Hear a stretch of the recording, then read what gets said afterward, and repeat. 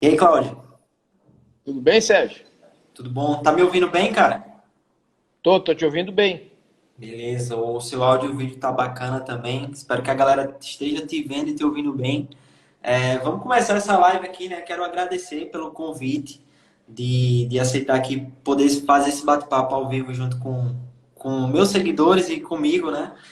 Como eu já falei para você, é uma honra poder bater esse papo, até porque quando era mais novo, eu já falei para você, né? Eu sonhava em ser jogador de futebol e você conseguiu alcançar e foi um jogador de muito sucesso. Então, eu te admiro demais e é uma honra estar aqui nesse bate-papo. Não, o prazer é todo meu, Sérgio. Eu que te agradeço aí. Tu é uma das referências no mundo das apostas. Então a gente tem que seguir as melhores pessoas, aproveitar o momento, mandar um abraço para todo o pessoal do Nordeste, que a gente tem um carinho enorme. Que seja uma grande live aí com bastante bate-papo interessante. Com certeza. E eu tava vendo ali no seu canal do Telegram, você já tá animado aí essa noite porque pegou um green muito rápido no jogo do São Paulo e River Plate, né? Ambas marcam com 18 minutos. Como é que foi sua análise aí para essa partida? Cara, eu joguei, se eu não me engano, duas ou três Libertadores, né? Tava todo mundo influenciado em colocar o São Paulo a ganhar. Tava uma odd interessante, o DNB no São Paulo. Acredito sim que o São Paulo possa vencer, cara, mas argentino nasceu para jogar Libertadores. Eles têm a cancha. O São Paulo vive um bom momento, mas é muito frágil na defesa, né? E eu sabia que o River, mesmo 6 meses sem jogar, os argentinos sabem jogar Libertadores. E eu falei que com certeza o River ia fazer gol. E o jogo foi muito aberto. São Paulo começou melhor e depois o River começou a controlar o jogo. Mas acredito sim que o São Paulo possa fazer um bom jogo e vencer. Boa. Qual foi a odd que você pegou esse ambas marcam? Se eu não me engano, eu peguei a 1,93 ou 1,98. Boa, você pegou pré-live mesmo, não foi no live não, né? Não, peguei pré-live. Boa, muito bacana, cara. Bom, então vamos lá, né? Começando aqui, teve uma pergunta que fizeram que foi em relação a se tornar jogador de futebol, né? Eu já falei que eu sonhava em ser, só que eu não consegui. E eu queria que você passasse alguma dica para a galera. Eu acredito que vai ter alguém aqui que vai estar interessado nesse conselho que você vai passar sobre um garoto que está querendo se tornar jogador de futebol, o que é que ele precisa fazer na adolescência dele? O que é que ele não pode deixar de fazer? Como você aconselha isso para que ele possa chegar a se tornar jogador de futebol profissional? O primeiro que eu falo, Sérgio, que eu tive, cara, é estudar. Você não pode forçar o menino a querer jogar. Entendeu? As pessoas, hoje em dia, os pais têm a mania de querer forçar os filhos a ser jogador. E quanto mais força, é pior. O que eu falo é estudar e principalmente se dedicar. Eu, quando tinha que acordar 5, 6 horas da manhã, eu acordava e ia fazer as coisas, porque eu queria alcançar alguma coisa. Porque nada na vida vem fácil. Se você não trabalhar, você não ter vontade de vencer, você não consegue. Mas hoje em dia está muito difícil, Sérgio. Hoje em dia, até no meu tempo já, as categorias de base sofrem muito com empresários, com muitos jogadores se perdem por não ter uma pessoa que gere a carreira, entendeu? E empresários, hoje em dia tu vê empresários comprando jogadores com 11, 12 anos, então muita gente acaba não tendo chance que poderia ter. Com certeza. E tem aquela questão da máfia do futebol também, né? Que a gente acabou comentando na live que vai para o YouTube. Depois eu queria que o pessoal que estivesse nessa live aqui depois confira o vídeo que vai sair lá segunda-feira, porque o Claudio Pitbull acabou falando sobre esse assunto que já existia já faz tempo, né? E até hoje está cada vez maior isso. Mas em relação às apostas, cara, como é que foi seu primeiro contato com elas? Eu quando eu jogava, eu não tinha muito tempo, né? Mas eu tinha o meu irmão, que é o Kleber, até que está assistindo a live aí, queria mandar um abraço para ele. Que ele apostava, assim, fazia umas apostas, fazia múltiplas, aí de vez em quando ganhava, se empolgava, aí de vez em quando devolvia, quase sempre devolvia para casa. Porque quando a gente joga, a gente não tem tempo, né? A gente tem que estar focado naquilo que a gente tem que fazer, porque quando tu quer fazer muitas coisas, você acaba não fazendo nada. Então, quando eu parei de jogar mesmo, há uns 2 anos atrás, cara, eu comecei a estudar, comecei a ver as pessoas que eram referência, você é uma delas, o Danilo, o Netuno, que não é Panther, mas é trader. Então a gente se cerca assim, das pessoas que têm experiência no mercado e comecei a estudar. Depois fiz um curso do Danilo, da aposta de valor, que foi para mim foi a minha foi para mim a minha alavancagem ali onde eu consegui, porque não quer dizer que eu, por ter sido ex-jogador, que eu possa ser vencedor no mundo das apostas. Eu vou ter que chegar e vou ter que estudar cada dia mais, porque você sabe a dificuldade que é para precificar um jogo, você sabe que você perde muito tempo, as pessoas acabam achando que é muito fácil, você passa 5 ou 6 tips, você acerta. Às vezes as pessoas nem agradecem, aí quando você perde uma, vem lá 20 te cobrar. Então a gente sabe o quanto é difícil esse mercado, mas a gente tem que trabalhar. E eu estou estudando cada dia mais para poder um dia chegar no teu nível e dos outros pessoas que são as referências. Com certeza. O pessoal acredita que é muito fácil, né? E se ilude com muita besteira e com muita postagem que acaba iludindo aí os iniciantes principalmente. Mas eu acredito também que muita gente vê você como ex-jogador de futebol e acredita que você vai ser o melhor apostador por toda a experiência que você tem e por todo o network também que você gerou ao longo da sua carreira. Mas existem diferenças, né? Para você é mais fácil ser apostador ou ser jogador de futebol? Apostador profissional ou jogador de futebol? Com certeza, jogador é muito mais fácil. Jogador é muito mais fácil. Apostador, você tem uma rotina que, para mim, eu não me acostumei muito, é ficar o dia todo no escritório, sentado. Você sabe, às vezes a gente entra às 7 horas no escritório da manhã, sai 2 da manhã, porque tem que gravar vídeos. Eu não tenho muita facilidade em gravar, porque eu sou um pouco tímido assim. Aí você faz 30 vídeos, só serve um. Então, assim, é muito mais fácil jogar do que ser apostador profissional. Boa.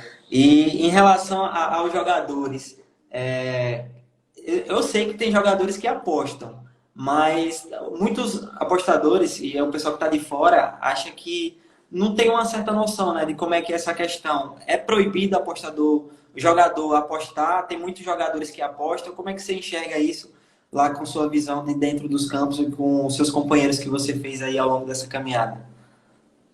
Se eu não me engano, eu acho que sim, os jogadores de alta competição são proibidos sim de apostar. Eu acho que você não pode apostar.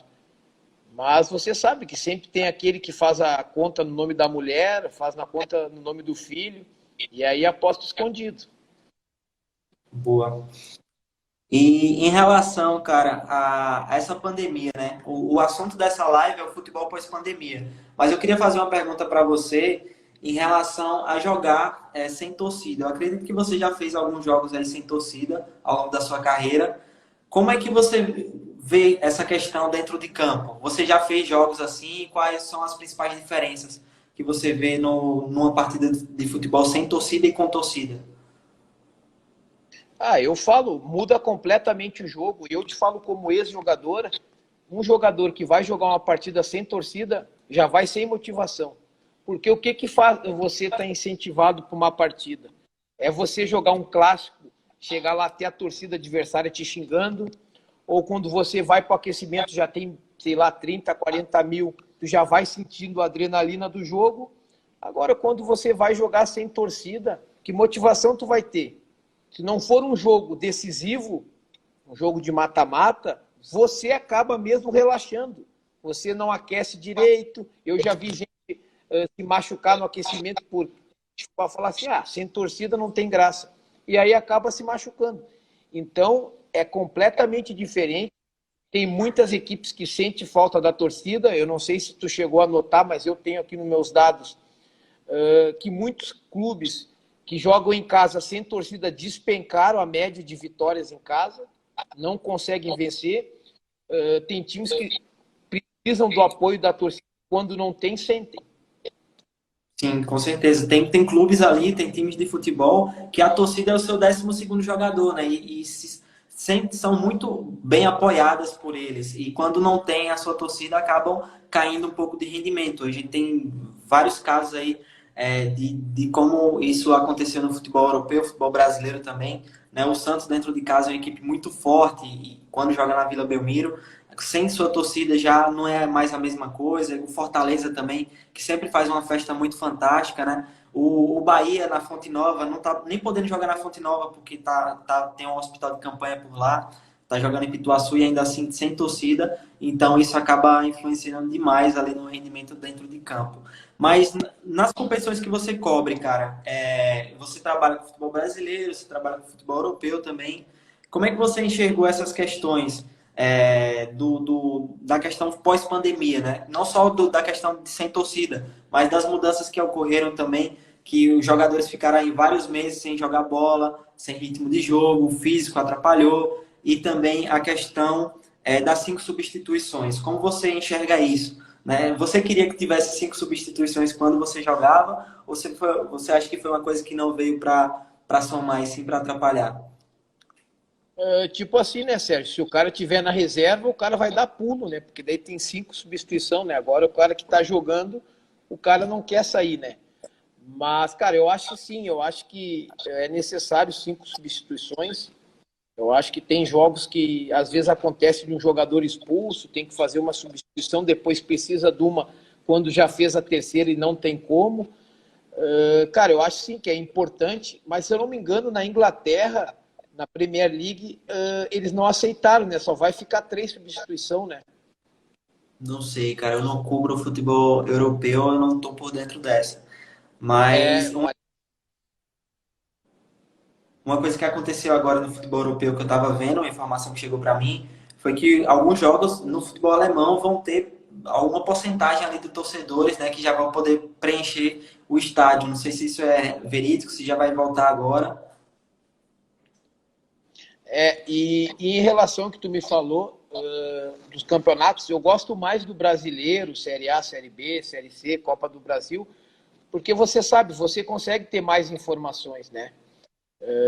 Você consegue muitas informações com o scout, com um amigo que esteja jogando no clube, então é muito mais fácil. Mas eu gosto também de entrar nos mercados da Premier League, do campeonato, só que eu não gosto de apostar no início, né? Porque tu não sabe como as equipes vão se portar pós-pandemia, então eu deixo o campeonato um pouco ter um andamento para eu poder já ter uma base em que eu vou entrar.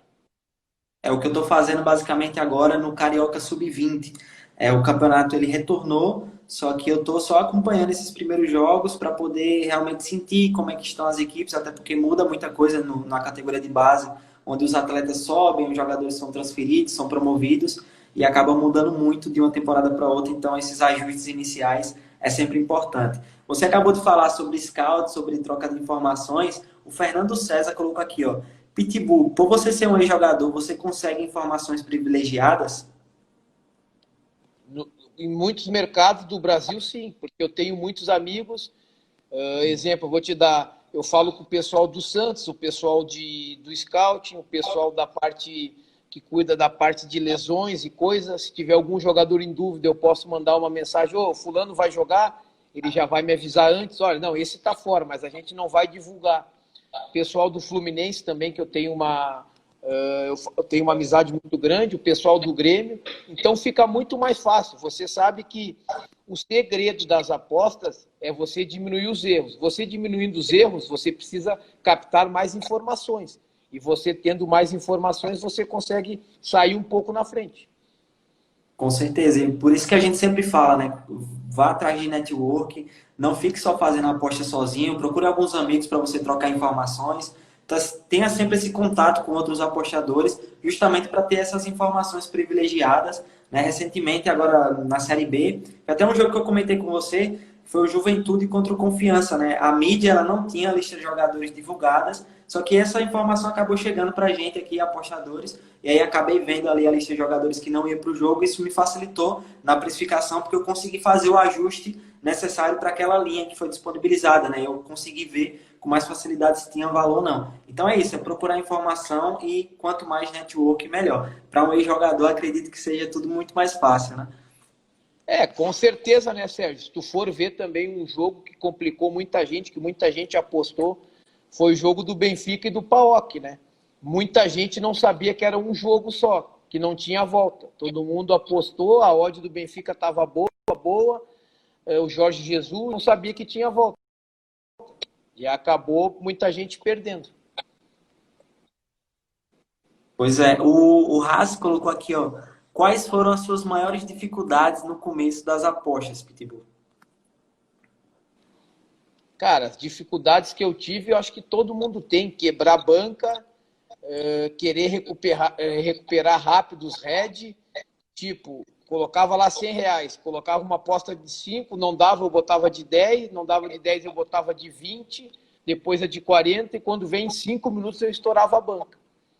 Então, o que eu posso passar, que eu quero ajudar muito o pessoal iniciante, porque tu sabe que o pessoal iniciante sofre muito, o pessoal não sabe o que é um handicap, o que é um BTTS, então a gente tem que pegar e ajudar essas pessoas, porque eu já tive desse lado, você também teve, e se a gente tiver alguém que puxe a gente e ajude, é a melhor coisa que tem, para não querer recuperar tudo num dia, não querer gastar o dinheiro que não tem, não querer pagar as contas, que aí é ruim. Pois é, cara, isso que você comentou agora, muita gente vai acabar se identificando aí, né? Questão de gestão de banca, de querer recuperar o RED que tomou, dobrar o valor da stake. Isso a maioria das pessoas acabam fazendo muito pelo fato de não ter método, de não ter uma estratégia, né? De não ter um campeonato específico para apostar, um mercado onde ele consiga explorar um pouco mais. A galera vai muito no impulso e na vontade de querer fazer dinheiro rápido e até muitas vezes colocando dinheiro que não pode perder, né? Pega um dinheiro ali de uma conta que é para pagar, ele coloca nas apostas para tentar fazer mais e aí acaba perdendo, acaba se prejudicando. Isso acaba acontecendo muito.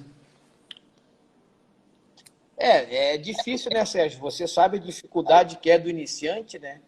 As pessoas tendem a querer colocar e são vendidos muitas coisas que não existem no mundo das apostas, não existe mágica. Eu não vou lá colocar R$ 100 e vou chegar no final do mês com 2.000. Isso não existe. A gente sabe a dificuldade que é ter 4, 5 unidades, 8 no mês, e você sabe que no mundo das apostas é uma gangorra. Você vai estar um mês, 10 dias com 5, 6 greens, não pode se empolgar, tem que ter um mindset bem trabalhado, bem afiado, e vai vir as sequências do red. Só que as pessoas não estão acostumadas com a sequência do red, né? Querem apostar tudo, dão all-in e aí quebra a banca. Não, com certeza. Os apostadores, eles só evoluem, a evolução só vem quando você passa por um período ruim, né? São pelas dificuldades que você acaba se desenvolvendo. E essas situações são muito importantes, porém a maioria das pessoas não sabe lidar, as pessoas não estão dispostas a perder, né? Elas querem sempre ganhar. E aí acaba se frustrando muito, se decepcionando nesse ponto. Mas antes de querer ganhar, a pessoa tem que estar disposta a perder, né? Isso é muito importante para quem está iniciando.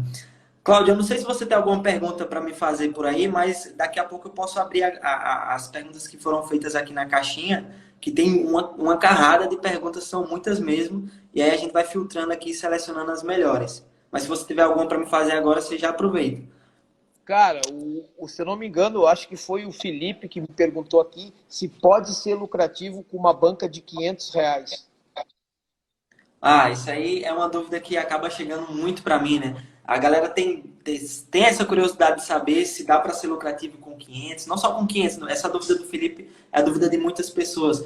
Se dá para ser lucrativo com 100, se dá para ser lucrativo com 1.000. A questão de ser lucrativo ou não independe do valor da banca, né? Para você ser lucrativo, é só você não perder dinheiro com as apostas. Se você tiver uma estratégia em que você consiga validar ela, validar com paper bet mesmo. Para quem não sabe o que é paper bet, é fazer anotações. Você vai lá, define a competição que você vai cobrir, a odd média que você vai trabalhar, a gestão que você vai utilizar e os mercados que você vai apostar. Com isso, você vai fazer algumas anotações para ver se você consegue ser lucrativo a médio e a longo prazo, né? Consegue se provar vencedor. Fazendo isso, cara, independente do valor que você aposte, você pode apostar com R$ 1, com 50 centavos, com R$ 100 de stake, com 1.000, né? Se você não for lucrativo com 100, você não vai conseguir ser com 1.000. É muito complicado isso. Então, o valor da banca, o valor da stake, ele não importa nesse ponto. O que importa é realmente a estratégia. E como você vai tomar as decisões, como é que você vai explorar o mercado,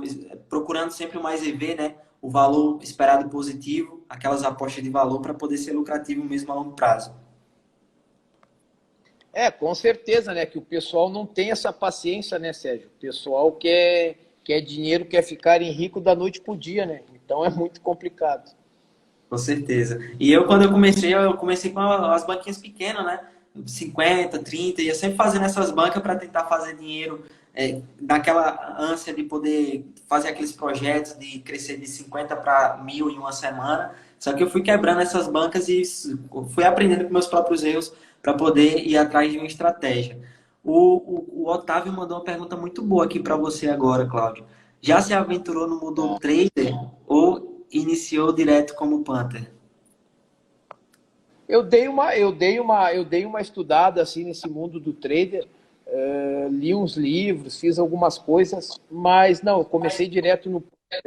Eu li, mas não me interessei muito, achei o do Panther assim mais atrativo, né? Vocês sabem que o Netuno é uma referência no trader, né? É uma pessoa aí que tem um trabalho fantástico. Mas eu comecei direto do Panther e agora tem que cada dia evoluir mais, mas deixar bem claro que eu não tenho pressa, tem que ser aos pouquinhos e principalmente, Sérgio, tem que ser que nem você, o Danilo, tem que ser pessoas transparentes, porque você sabe que no mundo das apostas tem muita gente aí que só tá para bagunçar. Verdade. O David colocou aqui, ó. Eu aprendi com o Blogabet, é uma ferramenta que eu também gosto muito. Não sei se você utiliza, claro, mas o Blogabet lá tem inúmeros apostadores, não só brasileiros, principalmente da Europa, que registram suas apostas e têm registros validados há anos, né? São anos de registros e você consegue conhecer lá o método de trabalho resumido de cada um e poder aprender muito com eles, com cada um que está lá no Blogabet. Você utiliza a planilha própria? Você já pensou em abrir um Blogabet? Já estudou pelo Blogabet também? Não, eu já fui no Blogabet, eu não tenho agora, eu tenho uma planilha minha, pessoal. Mas o próximo passo, sim, é poder botar no Blogabet, até para ver as apostas que eu faço, que os outros pessoal faz, até para poder ver, poder interagir, poder conhecer, até porque a gente não é 100%, a gente não vai acertar 100%, o importante é você ter pessoas também para conversar e poder também encontrar uma melhor forma. Com certeza. Mas basicamente o que você já faz além do seu canal no Telegram é o que você poderia fazer no Blogabet, por exemplo, né? É o que a galera já está acompanhando lá. Tem mais de 1.500 pessoas no seu canal no Telegram e você acaba basicamente mandando todas as suas análises, suas leituras, as apostas que você vê mais de valor, você acaba mandando por lá, né? Isso é um dos passos que eu vou fazer agora. Eu geralmente no Telegram, como começou há pouco tempo, eu vou deixar passar uma semana ou se não no mês, eu vou colocar todas as minhas entradas, ver quanto eu fui lucrativo, porque não adianta você querer inventar, né?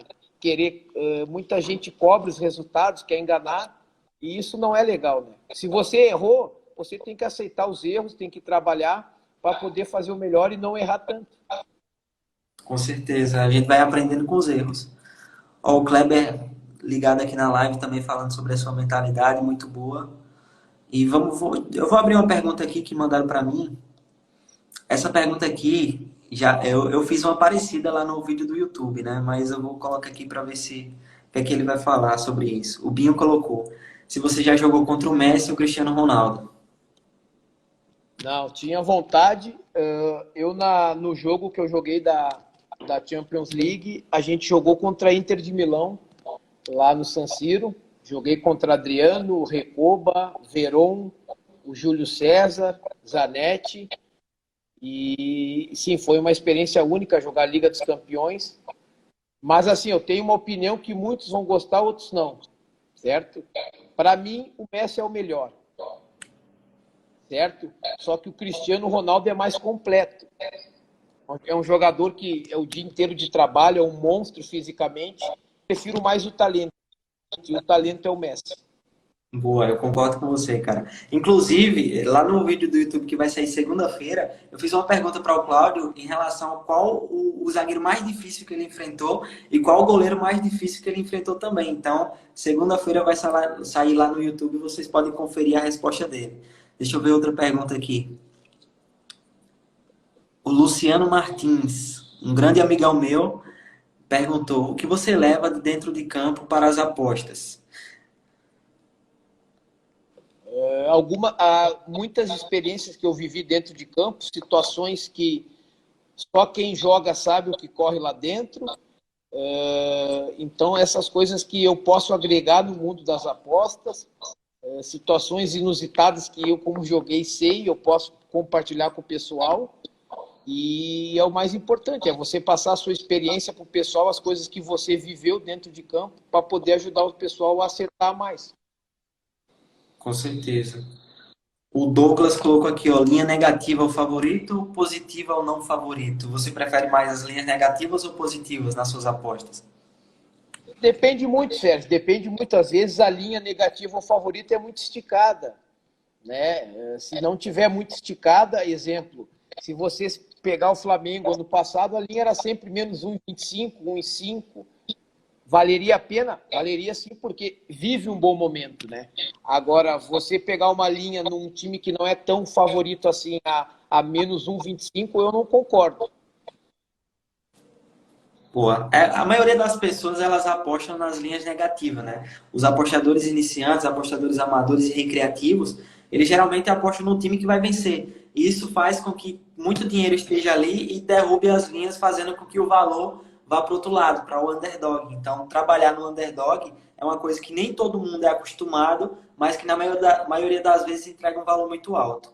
A galera tá falando aqui no chat do Brasfoot. Eu joguei Brasfoot muito tempo e o Tipster Arruda falou da época que você tava lá no Brasfoot, né, nas equipes que você atuava. Não sei qual era nos anos que o pessoal jogava, mas como é que você, em relação a jogos, você joga um PS4, um futebol, um FIFA?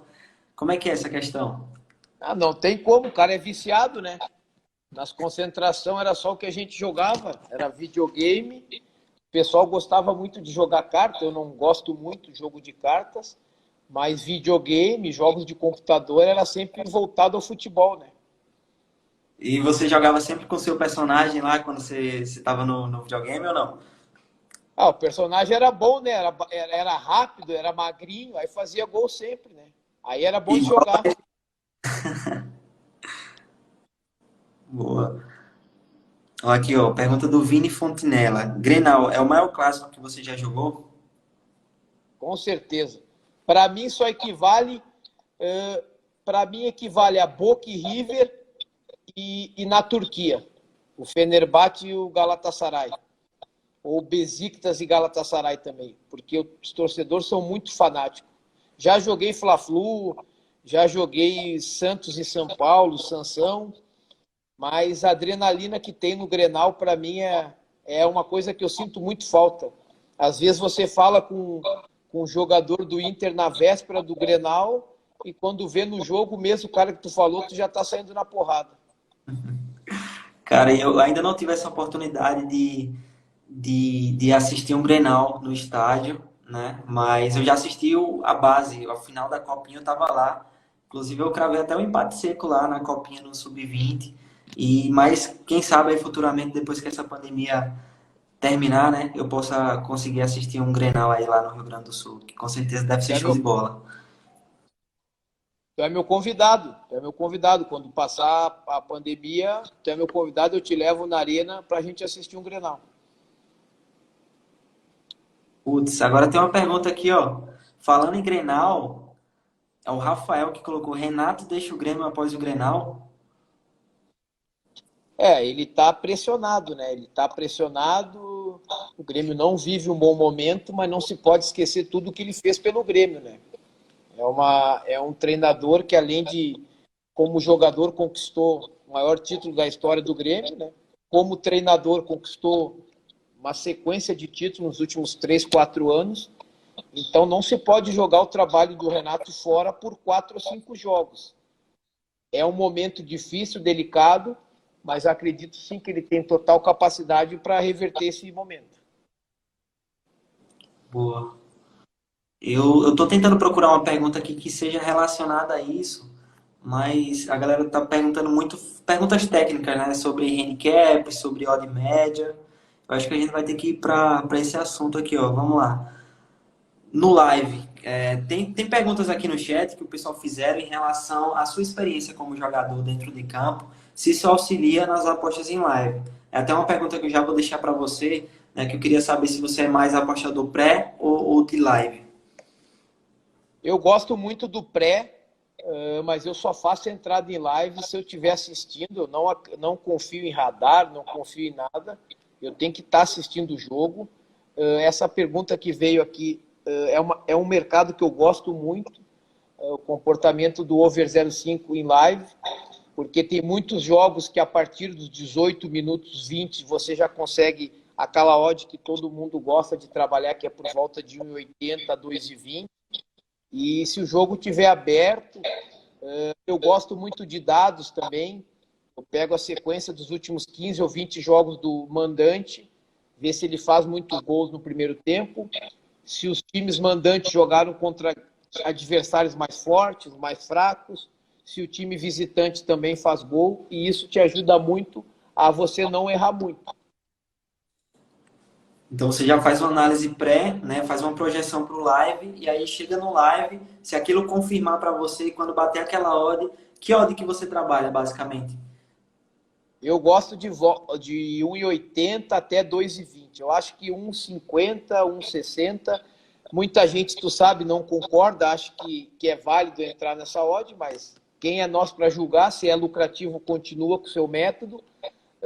Não acredito em milagres de odd de 7, 8, 9. Você vai pegar uma ou duas vezes, mas é difícil. Então, essa odd eu acho que é uma odd a longo prazo para se trabalhar e ser muito lucrativo. Boa. Que é inclusive uma pergunta aqui do Vitor, né? Que odd você indica para cada partida? Foi justamente o que ele acabou de responder. É a odd entre 1,80 e 2,20, que ele geralmente trabalha e recomenda também. Até porque é um pouco mais fácil, né? De você poder ser lucrativo trabalhando com as odds principais. Se você trabalha com odds abaixo disso, sua taxa de acerto tem que ser muito alta.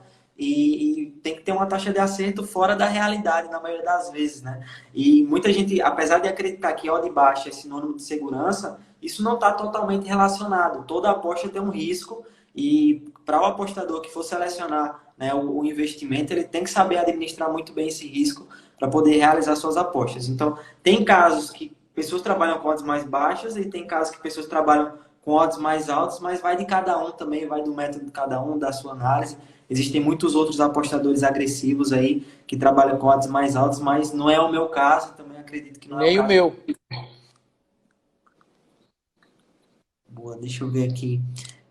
Trabalhar com Ó, André Tabosa, colocou aqui, ó. under é uma coisa que eu não gosto, a experiência que eu tenho nos unders não é positiva. Tá? Eu tenho aqui um bloco, uma planilha onde eu fiz todas as entradas de under, eu não consigo ser muito lucrativo. Eu consigo ser muito mais lucrativo no over do que no under. É um mercado que muita gente tem dificuldade de acabar apostando, porque você acaba torcendo para não ter gols, né? E o jogo pode estar paradão, daqui a pouco ele começa a ficar movimentado, e quem está no mercado acaba tendo um certo receio e acaba querendo fechar a aposta ou ficar sofrendo muito emocionalmente, né?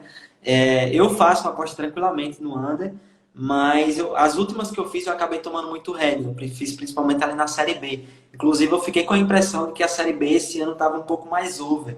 Aí, hoje eu passei a tarde toda estudando a média, as estatísticas e a média de gols do campeonato, e eu vi que, na verdade, não. Ele está com um padrão menor ainda em relação ao ano passado, só que as escolhas que eu acabei fazendo foram erradas e foi muito curto prazo, né? Eu peguei uma bad run aí que acabou fazendo com que eu ficasse com essa impressão de que o campeonato está mais over, só que não, só precisava de uma quantidade maior de apostas para que essa estratégia se provasse lucrativa. Ô, Sérgio, eu tenho uma pergunta aqui, ó, tá aqui na parte de baixo aí do Oliveira Thiago. Qual o critério de uma casa de apostas como a Bet365 para limitar uma conta? Cara, a Bet365, ela utiliza vários padrões. E são tantos padrões que às vezes eles não têm, não fica tão claro pra gente, né? Basicamente, se você tiver uma estratégia, que se eles verem que você tem uma estratégia que é vencedora, não basta nem você lucrar muito, né? Você já acaba sendo limitado. Tem a questão do IP também, se você ficar acessando a conta por vários IPs diferentes, por vários logins. Se você passar por um dia muito lucrativo, isso pode ser que você acabe sendo limitado também. E a limitação ela vai vir muito mais rápido, principalmente se você trabalha com limites baixos de aposta. Né? Para quem não sabe o que é limite baixo, é quando você trabalha com mercados sensíveis, como aberturas, apostas em esportes, apostas em escanteios. Isso faz com que aumente cada vez mais a limitação e ela acontece. Infelizmente, não tem como saber assim, um padrão. Muita gente fica se perguntando. E pergunta para mim até, Sérgio, qual é a stake que limita lá na Bet365? Não importa, às vezes pode ser limitado com stake de 50, de 100, de 200, de 300, de 500, de 1000. E a questão da lucratividade também não tem um padrão, né, de limitação que eles acabam fazendo. Mas se você for lucrativo lá, com certeza eles vão chegar um momento lá que vão pedir para você se retirar da casa. Show. Deixa eu ver aqui. O Arruda falou sobre a percepção dele do under, que melhorou demais. Ele não apostava no under. E aí quando eu falei, cara, foca no under porque esse campeonato que você está cobrindo, as odds elas são muito esticadas. E aí foi onde o resultado dele começou a aparecer. Deixa eu ver aqui mais uma pergunta para você.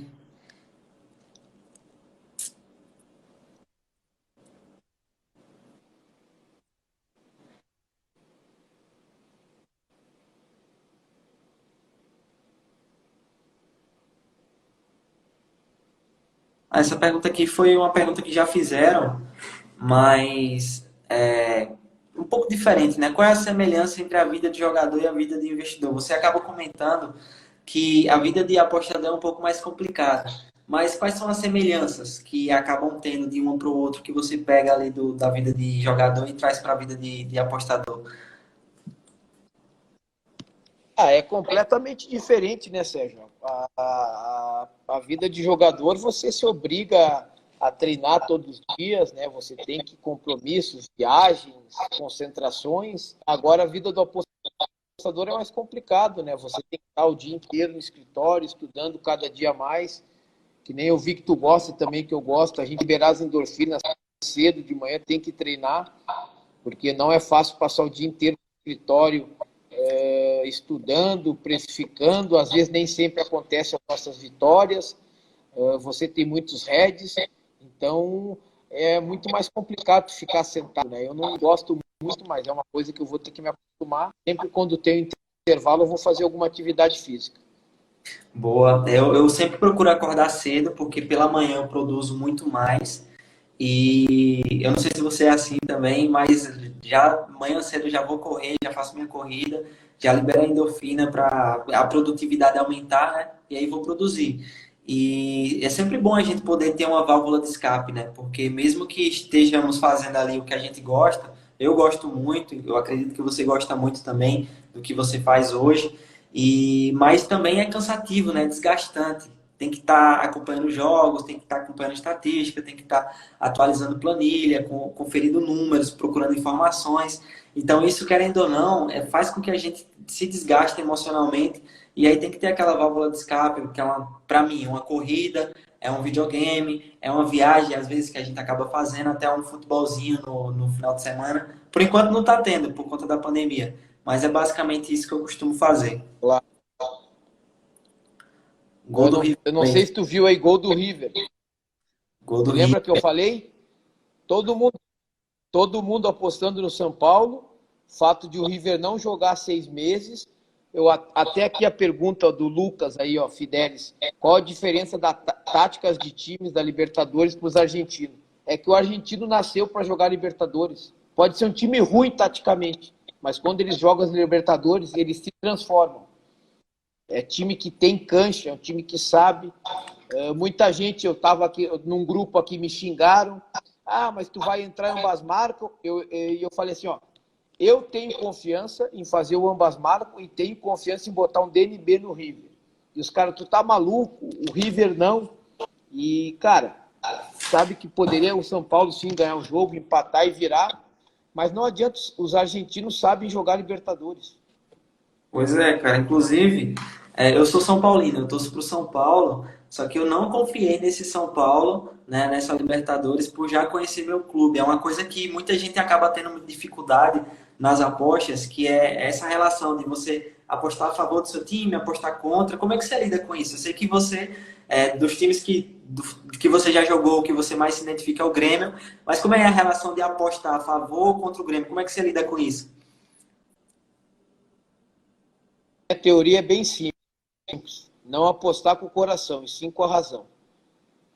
Você não pode, não digo que você não pode apostar no time, sim, tem que apostar, mas quando você vê valor, quando você achar que é uma boa entrada, não apostar por apostar, senão teria apostado no Grêmio, que está no mau momento, perderia.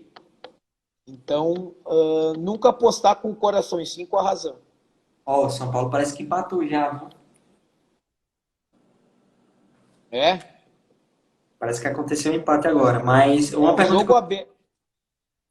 uma pergunta que eu queria fazer para você. Você já jogou contra o Grêmio, né? Já. É mais fácil jogar contra o Grêmio ou apostar contra o Grêmio?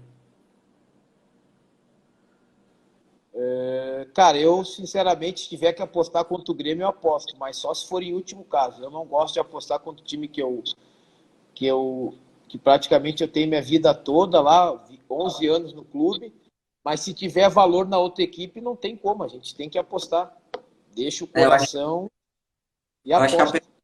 acho que a pergunta poderia ser diferente. É mais fácil você apostar contra o Grêmio ou fazer um gol no Grêmio? Eu prefiro apostar contra, fazer gol não ia ser legal. Não ia comemorar, não tem nem como comemorar, pelo respeito que eu tenho pelo Grêmio.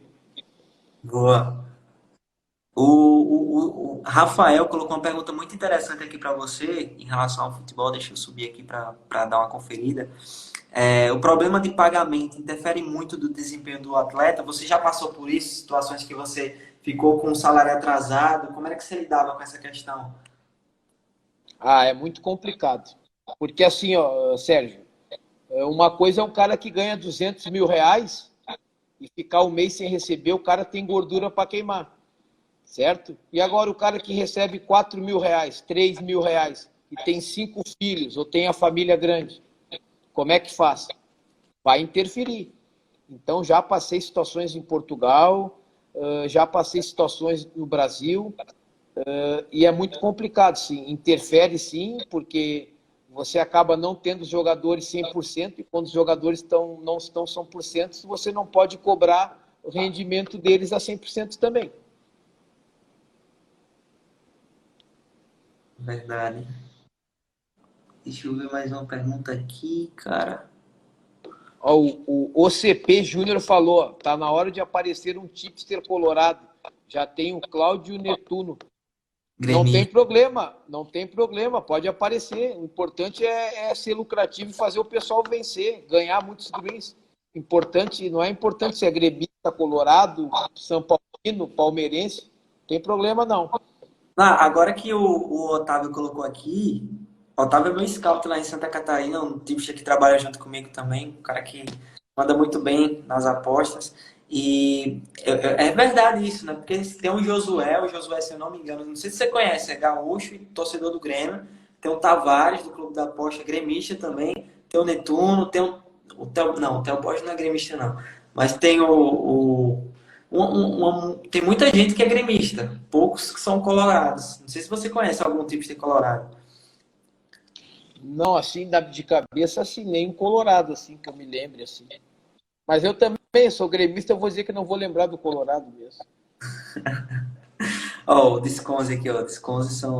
Somos Colorado. Tipos de Rafael Soares também Colorado. Boa, tá começando a aparecer. Só foi comentar que aí começou.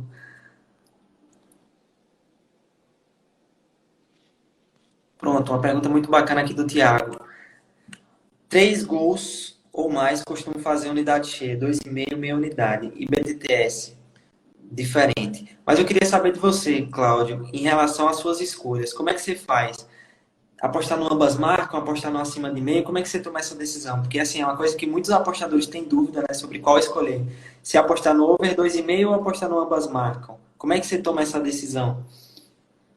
Eu me baseio muito na decisão do pré-live e depois no live, assistindo o jogo.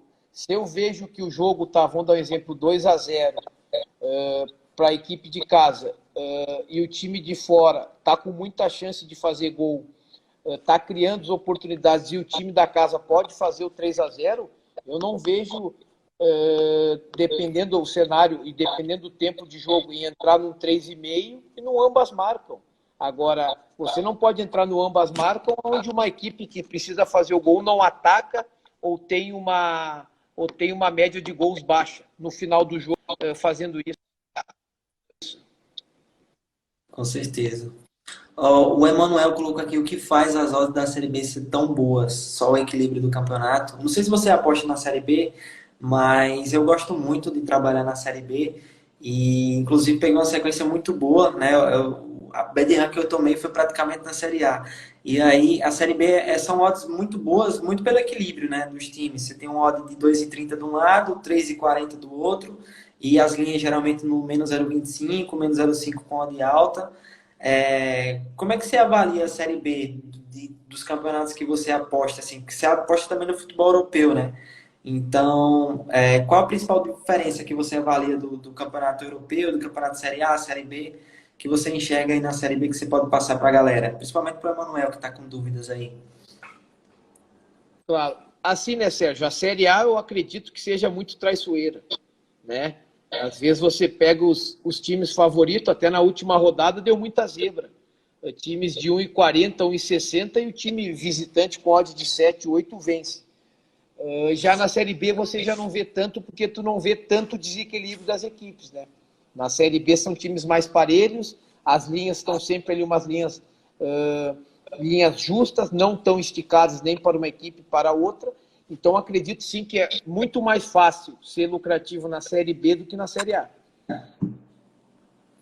A Série B é diferente, né? É uma coisa um pouco mais peculiar que você precisa se adaptar. Muita gente acaba falando que é a Série Bingo, mas muito por isso, pelo equilíbrio dos jogos, você acaba tendo um time que está pagando 4 vencendo com facilidade e nem sempre os times que são favoritos vão acabar vencendo as partidas. Então, tem que avaliar isso na hora de realizar as apostas também. E também se tu for ver, né, Sérgio, não tem nenhuma equipe, tanto na Série B ou na Série A, que fala que já vai subir ou que já vai ser campeã, porque tu pega o próprio Cuiabá, que começou com uma sequência de 4 vitórias, embalou, e muitas pessoas agora já falam, o Cuiabá não vai aguentar, e agora já vem perdendo. Então é muito difícil você ter uma equipe hoje, tanto na Série B como na Série A, que você tenha consistência e fala que está acima das outras. Está muito parelho. Sim. Ano passado ainda teve o Flamengo, só que esse ano o Flamengo já deu uma oscilada, né? Na Série B teve o Bragantino também, só que se você for avaliar a diferença de pontos, não era tão alta em relação ao segundo, terceiro colocado. Então é isso que precisa ficar atento, né? Esse equilíbrio muito grande. Com certeza. É que nem você falou, o Flamengo ano passado, isso aí tão cedo não acontece. É muito difícil um time ter uma sequência de vitórias, não perder e embalar assim é muito complicado. Sim. O Cláudio, em relação às suas apostas, cara, foi uma pergunta que eu te fiz lá pro YouTube, que vai sair segunda-feira, mas eu queria saber se, pra galera aqui também poder conhecer um pouco mais seu método de trabalho, você se considera um apostador um pouco mais agressivo ou conservador em termos de número de apostas, volume, gestão? Como é que você se considera assim nas apostas esportivas? Não, eu sou completamente conservador, até porque esses anos aí, nós estamos falando, mostrou os números para mim que quando eu faço muitas entradas, eu não consigo ser muito lucrativo. Porque eu acho, no meu modo de ver, e tenho tudo anotado, que eu perco um pouco a concentração, o fato de fazer muitas entradas. E quando eu faço menos entradas, eu consigo ser muito mais lucrativo. Então, sim, eu sou um perfil muito conservador. Tem uma discussão que muita gente tem e muita gente tem dúvida, é uma pergunta que eu quero fazer para ti, que é sobre usar uma stake fixa ou uma stake variável. Essa é a minha grande questão. Sim, De cara, muita gente. com certeza. A questão da stake fixa, ela é muito mais simples para o cara que está iniciando, né?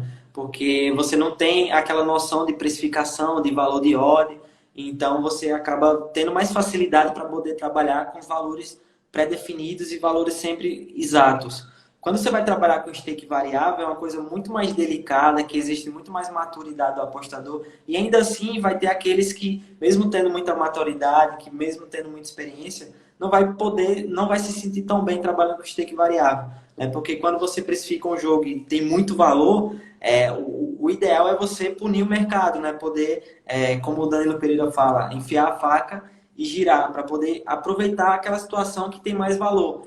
Só que aí entra naquela questão, você está utilizando um stake maior, só que você não sabe lidar com os heads que acabam aparecendo para você quando você está com stake mais alta no mercado. Você sofre emocionalmente muito, né? Você faz 2, 3 entradas com stake mais alta e você perde, emocionalmente, para você é muito difícil. Então, é muito delicada essa questão do stake fixo e variável. Muita gente defende que tem que ser variável, mas tem apostador que não está acostumado, né, com esse tipo de aposta e trabalha com stake fixo e não tem nada de errado nisso. Então, é muito se conhecer mesmo para poder ver aí qual se encaixa melhor com o seu método de apostas. Não, perfeito mesmo. Ó, Cláudio, tá chegando ao fim, né? Completando 1 hora já de bate-papo, o tempo passou rapidão. E eu sei que você tem um recado para passar para a galera aí, uma novidade, né? Para a galera que ficou do início ao fim nessa live, uma surpresinha. E queria que você passasse para o pessoal para depois a gente encerrar essa live aqui, que foi muito boa e que vai ficar salva no meu perfil para quem está chegando agora, vai poder ver aí no meu perfil e vai depois poder ver um bate-papo lá no YouTube também. Qual é a surpresa que você tem para a galera, Cláudio? A surpresinha aí que eu tenho, cara, eu tenho aqui uma surpresinha muito boa, que acho que muita gente quer, que muita gente pede, né, pelo fato de eu ter sido jogador e ter jogado em vários clubes. Eu fiz uma campanha agora para uma meta para atingir os 10 mil seguidores no Instagram. Então, assim, ó, quando eu conseguir atingir essa meta dos 10 mil seguidores, eu vou sortear essa camisa aqui do Marítimo, ó, que eu joguei em 2010, 2011, ó. Essa aqui, ó. Ó. Quando chegar aos 10 mil seguidores, eu vou sortear essa camisa autografada. Vou fazer o sorteio lá. Pode estar lá no meu Telegram, tá lá para como é que participa, como é que funciona. Você tem que me seguir, marcar 3 pessoas para concorrer a essa camisa. Então a meta é chegar a 10 mil seguidores, que eu vou sortear essa camisa, mas tem muito mais surpresas, tem muitas camisas, chuteiras que eu usei. Isso é só o início de um trabalho honesto que eu quero fazer no mercado. E como você sabe, você é um deles, que é uma referência, então a gente tem que estar assim com pessoas assim que nem você. Com certeza, cara. Muito obrigado pelas palavras. E essa camisa aí também eu queria poder ganhar, né? Mas vou deixar para a galera poder concorrer aí, interagir. Provavelmente o link do seu Telegram tá na bio, né? O pessoal que entrar no seu Isso. perfil e ainda não te segue, segue aí o Claudio Pitbull. Ele tá publicando vários conteúdos no feed. Tem muita história para contar também, muita experiência para passar para a gente.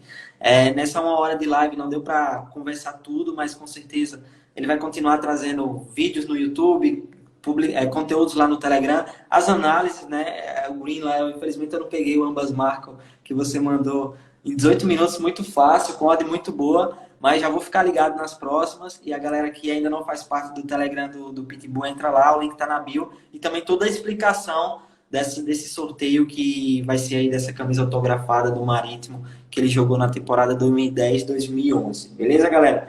Quero agradecer aqui mais uma vez você por aceitar esse convite, por disponibilizar um pouco do seu tempo para poder trocar ideia aqui com a gente. Eu acredito que a galera gostou bastante, o pessoal já está deixando feedback aí nos comentários. Então, é isso, agradecer, como eu falei, você, eu admiro demais, né, por ter sido um jogador de muito sucesso em Portugal e aqui no Brasil.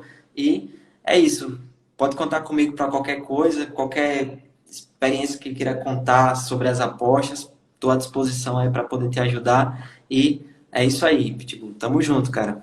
Não, obrigado mesmo, Sérgio. Eu que te agradeço aí. Espero que a gente possa aí depois da pandemia se encontrar. Você vir aqui assistir um Grenal, é meu convidado. Falar que é uma experiência muito boa a gente trocar assim, ideias, trocar dúvidas que muita gente tem, que precisa. E falar isso, cara. Muito obrigado pela oportunidade. Falar para o pessoal que o nome do canal é canal Pitbull 87. O pessoal é só chegar lá. Cara, e obrigado pelo espaço, mesmo pela entrevista aí. Vamos continuar essa live aí falando. E mais à frente a gente poder dar muitos greens aí, que tem muita gente que precisa desse mercado. E, cara, tamo junto. Não posso deixar aqui de mandar um abraço para minha namorada Bianca, senão o cara chega em casa e, ó, toma lá. Mas obrigado aí, cara. Boa noite a todos. E foi uma live, foi muito boa. Beleza, até umas horas dessa no escritório é complicado, né? Chegar tarde em casa sem mandar um alô. Isso aí. Então, convite aceito para assistir o Grenal e você também tá convidado para assistir a final da Copa do Nordeste. Quem sabe não é o Bahia e o Sergipe aí jogando no próximo ano, na próxima temporada. E a gente vai estar lá assistindo aí, quem sabe talvez apostando ao vivo e forrando aí também. Beleza? Tamo junto, Cláudio. Não posso deixar um abraço pro pessoal do Nordeste, depois se eles me cobram, que o pessoal daí é muito gente boa, eu gosto muito do pessoal. Valeu, Sergião, tamo junto. Quem aqui vai ser muito bem-vindo também. Vai bater uma hora de live aqui, vai encerrar. Muito obrigado e nos vemos aí. Depois a gente troca uma ideia depois no WhatsApp. Tamo junto. Valeu, Sergião, obrigado. Falou.